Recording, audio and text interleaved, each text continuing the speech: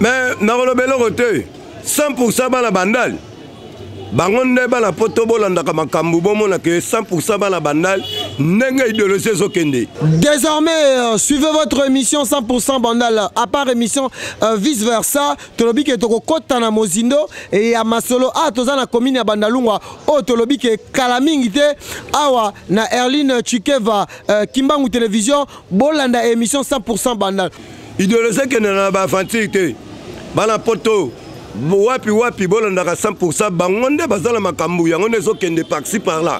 Au moins na bandal oya joueur, au moins na bandal oya artiste, au moins na bandal oya star, au moins na bandal asali makambu ya danger, au moins na bandal ya sapeur. Awa na 100% Bandalungwa boko mona ndenge culture na kati ya commune ya Bandalungwa etambolaka makambo nyonso eza l'événementiel eza na makambo nyonso ekosala na commune ya Bandalungwa biso dozo senga na bino ba cher internet na biso même oza mwana na Kimbangu même oza mwana na Selembao mais soko ozalaka na Paris ozalaka na Belgique ozalaka na Londres ozalaka na Canada landaka émission oyo 100% Bandalungwa pona oyeba eloko nini eleki na commune ya Bandalungwa parce que tokozala na bino merci na bato nyonso bokolanda biso parce que tolobi que cette fois-ci Bandalungwa ezali source ya inspiration ya culture awa tokolobela nyonso etali culture tokolobela nyonso etali société tokolobela nyonso etali politique na 100% Bandalungwa bolanda ngai Peggy Titan